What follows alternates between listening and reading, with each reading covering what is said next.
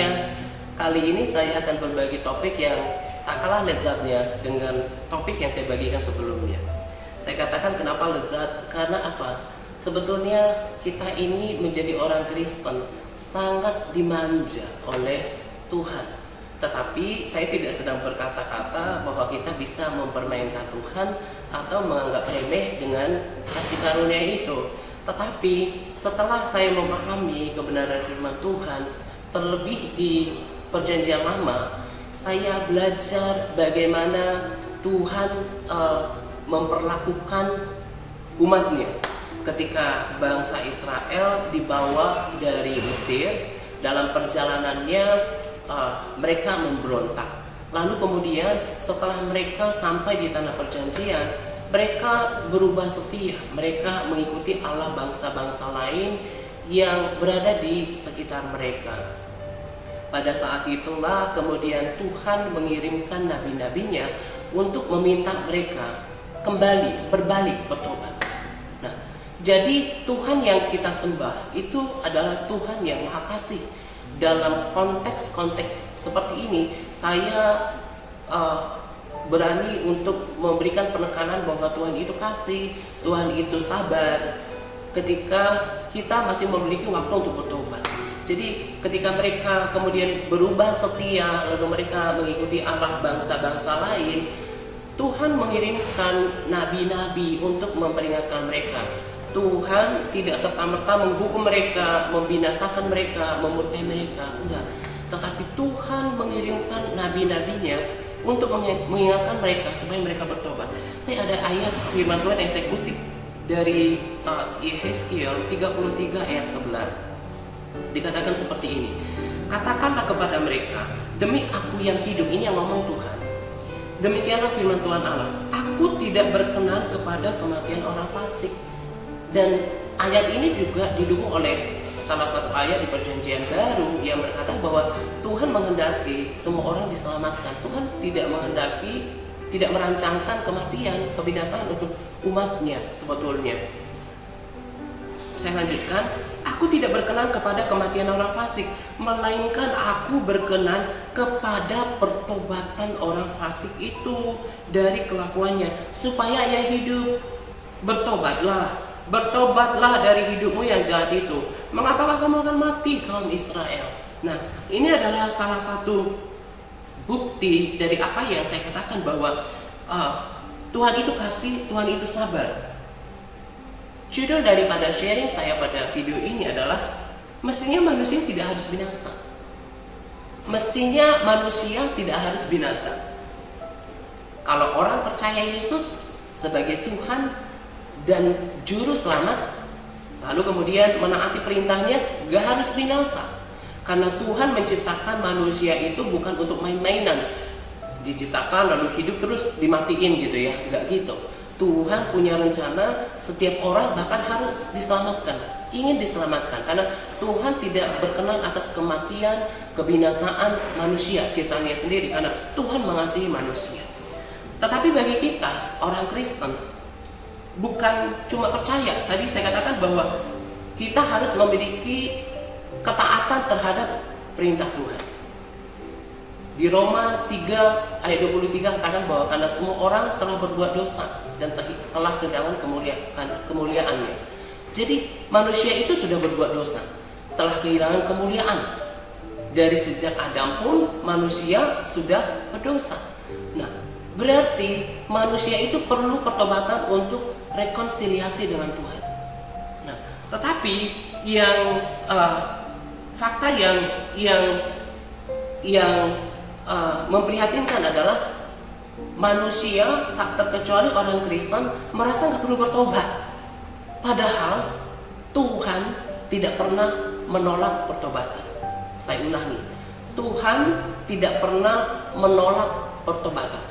Saya baca dan saya renungkan tentang kisah Saul yang dipilih oleh Tuhan menjadi raja atas Israel, kemudian pada akhirnya ditolak oleh Tuhan. Karena apa? Karena ketidaktaatannya terhadap perintah Tuhan yang disampaikan melalui Nabi Samuel. Dalam kisahnya saya baca, saya tidak menemukan bahwa Saul berbalik dan bertobat kepada Tuhan. Lalu kemudian Imam Eli juga ketika itu dia melihat anak-anaknya Hofni dan Finehas, mereka hidup tidak berkenan di hadapan Tuhan. Mereka bahkan menista Tuhan dengan persembahan-persembahan bangsa Israel yang diambil untuk mereka tanpa menghormati persembahan miliknya Tuhan. Imam Eli tidak memperingatkan anak-anaknya. Tuhan marah karena apa? Imam Eli seolah-olah kompromi dengan kejahatan anak-anaknya Hofni dan Finehas. Nah, akhirnya kan kemudian Imam Eli dan juga anak-anaknya harus mati dengan cara yang tidak terhormat. Kedua anaknya Hofni dan Finehas mati dalam pertempuran. Kemudian Imam Eli mati terjatuh dari kursi di mana dia berbaring saat itu. Nah, kematian yang tidak terpuji. Nah, ketika peringatan terhadap Imam Eli dan keluarganya disampaikan, saya membaca tidak ada hati yang mau bertobat dari Imam Eli, terlebih kedua anaknya Hofni dan Finehas. Yang saya percaya berdasarkan pembelajaran dari firman Tuhan, mestinya kalau mereka bertobat, saya sangat percaya pengampunan pasti terjadi. Sebab Mazmur katakan pada Tuhan ada pengampunan yang berlimpah-limpah. Jadi sebetulnya setelah saya mempelajari firman Tuhan, saya merenungkannya, mestinya manusia nggak harus binasa. Mestinya manusia tidak harus binasa. Kenapa? Karena tadi saya katakan pola yang pertama, kalau orang percaya Yesus sebagai Tuhan dan Juru Selamat, lalu melakukan firman-Nya, maka dia akan selamat dan masuk surga. Untuk kita yang sudah percaya Yesus, kita harus menaati perintahnya. Saya ngerti, saya alami bahwa memang untuk taati itu nggak mudah. Daging kita ini teriak untuk mengampuni orang yang menyakiti hati kita, untuk menjaga bicara kita, untuk menjaga kekudusan tubuh kita. Itu nggak mudah. Apalagi untuk melepaskan apa yang menjadi milik kita, sesuatu yang berharga, sama seperti Abraham, itu nggak mudah. Sangat tidak mudah. Nah, tetapi ketika kita tidak taat terhadap perintah Tuhan, dalam perjalanannya setiap hari, memang Tuhan berkata, kuduslah kamu sebab aku kudus. Dalam perjalanannya kita hidup di dalam daging, ada kalanya kita tidak sempurna. Atau barangkali ketika kita misalnya memiliki sakit hati terhadap seseorang, lalu kita putuskan untuk mengampuni. Tapi dalam perjalanannya sama seperti luka, itu kan takes time untuk sembuh. Nah, tetapi dalam hari-hari, kalau kita memiliki hati yang mau bertobat, maka pertobatan itu akan menyempurnakan kekudusan hidup kita. Tuhan berkata, sekalipun dosamu merah seperti kermisi, seperti merah seperti kermisi, maka Tuhan akan sanggup memutihkannya kalau kita memiliki hati yang mau bertobat. 1 Yohanes 1 ayat 9 berkata, jika kita mengaku dosa kita, maka Ia adalah setia, maka Ia akan mengampuni segala kejahatan kita, bahkan menyucikan kita. Mengampuni kita dari segala dosa kita, bahkan menyucikan kita dari segala kejahatan kita. Jadi clear, manusia nggak mesti binasa loh. Tapi itu tadi, orang gak percaya Yesus sebagai Tuhan dan Juru Selamat. Atau orang sudah percaya Yesus sebagai Tuhan dan Juru Selamat, tapi kemudian tidak mau taat.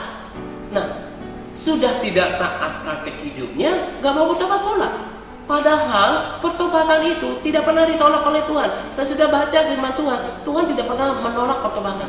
Ketika kota Niniwe, mereka berdosa di hadapan Tuhan, Tuhan kirim Nabi Yunus untuk memperingatkan mereka.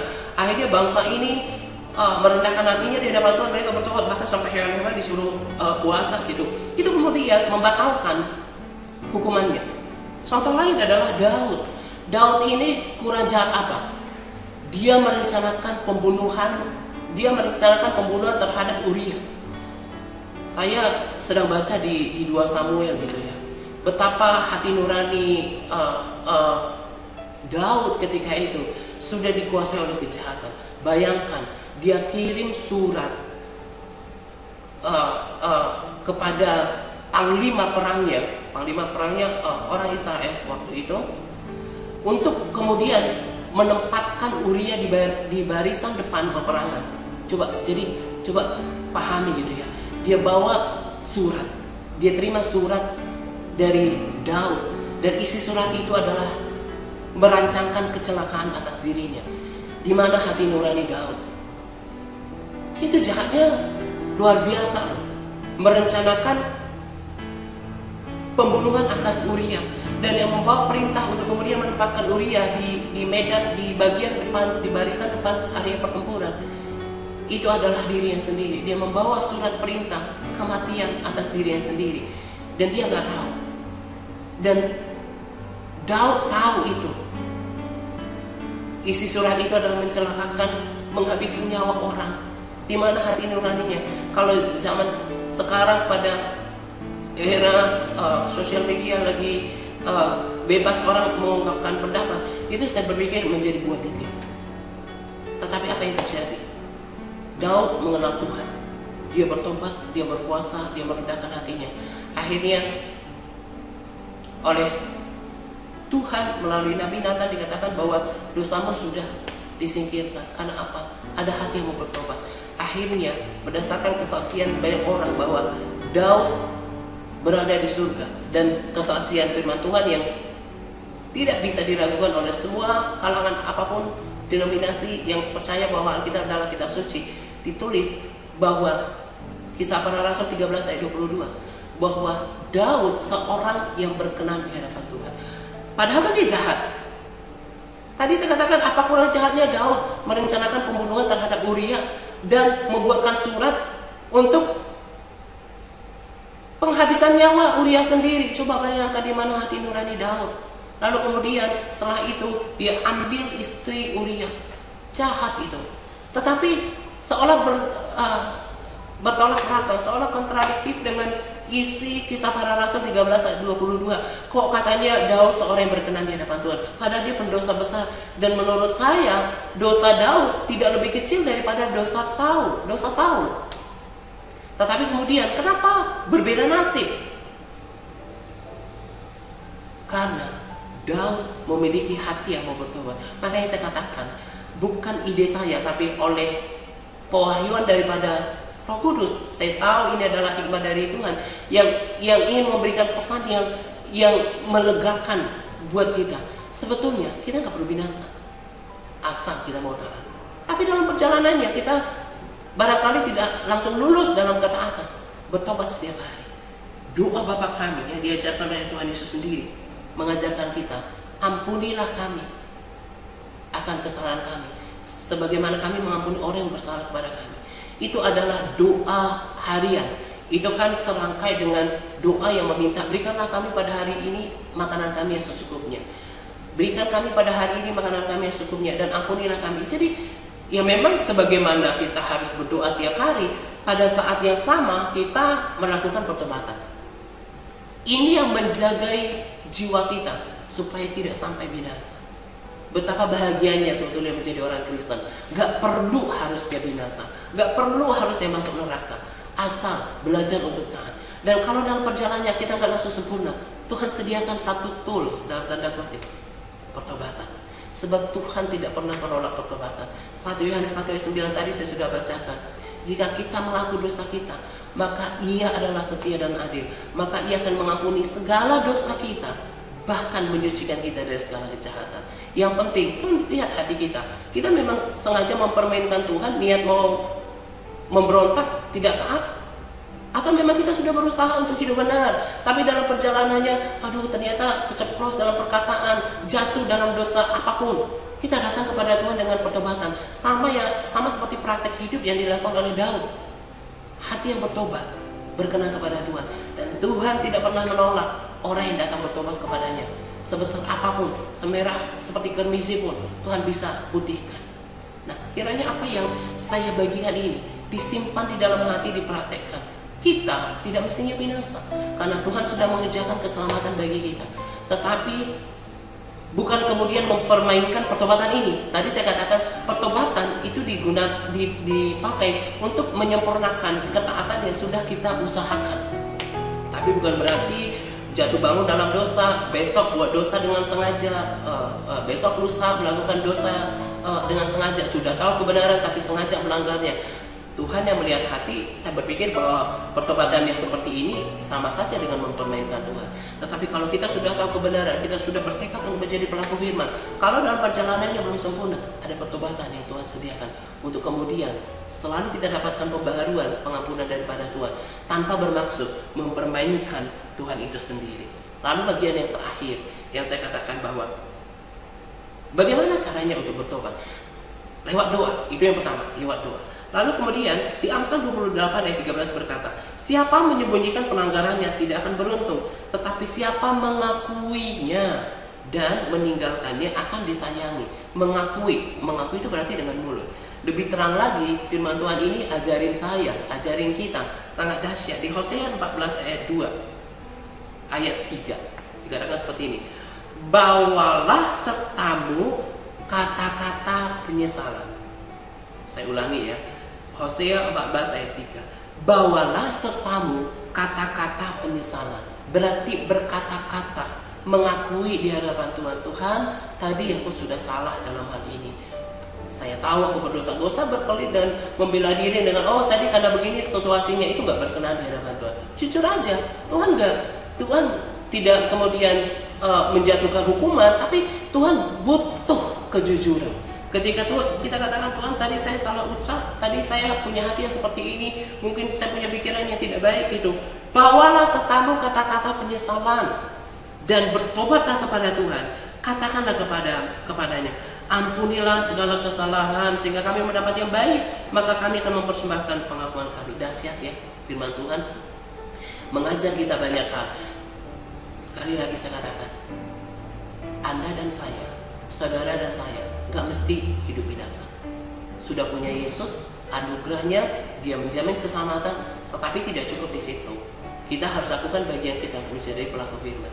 Tapi kalau dalam prakteknya kita tidak langsung sempurna, Tuhan sediakan satu tool pengampunan.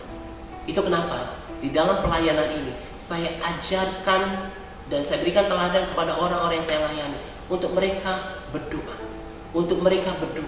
Selain mengucap syukur ketika malam hari, lalu kemudian mengucap syukur juga pagi hari karena Tuhan pelihara sepanjang kawal malam, lalu menyerahkan seluruh aktivitas sepanjang hari, tetapi juga untuk bertobat karena kita tidak sempurna. Tetapi lewat pertobatan itu maka terjadi penyempurnaan kekudusan hidup. Nah, itu yang saya ajarkan di dalam pelayanan ini. Ini adalah praktek kekristenan yang telah mengubahkan kehidupan saya dan membuat saya yakin. Keyakinan kita boleh punya, kepastian Tuhan yang punya.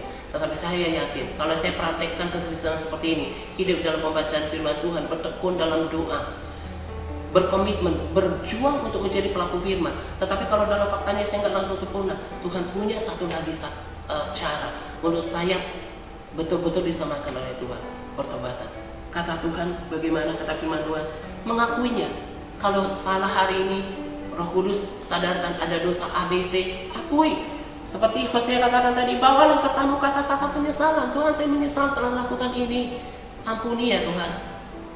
Dan berjuang untuk tidak lakukan kebodohan, kesalahan, pelanggaran yang sama di hari-hari kemudian. Dan saya percaya pengampunan Tuhan akan terjadi. Jadi kalau keadaan orang kemudian dikuduskan oleh ketaatannya dan disempurnakan oleh pertobatannya, yang saya katakan tadi, kita tidak perlu binasa. Kita harusnya bersama dengan Tuhan berada di dalam kerajaan surga. Kiranya apa yang saya bagikan pada sharing kali ini memberkati, memotivasi untuk mengikut Tuhan sungguh-sungguh menjadi pelaku firman, terlebih berdoa. Karena orang Kristen jarang yang berdoa. Padahal doa betul-betul selain nafas hidup orang percaya, mendapat kekuatan, tetapi juga menyelesaikan permasalahan dengan Tuhan, datang kepada Tuhan dengan penyesalan, bertobat setiap hari. Kita harus bertobat setiap hari karena kita nggak sempurna. Kiranya apa yang saya bagikan ini menjadi berkat bagi Anda. Dan jika Anda diberkati olehnya, jangan lupa untuk membagikannya kepada orang lain supaya lebih banyak orang diberkati. Kita akan jumpa lagi nanti pada video saya selanjutnya. Tuhan Yesus memberkati kita berlimpah-limpah.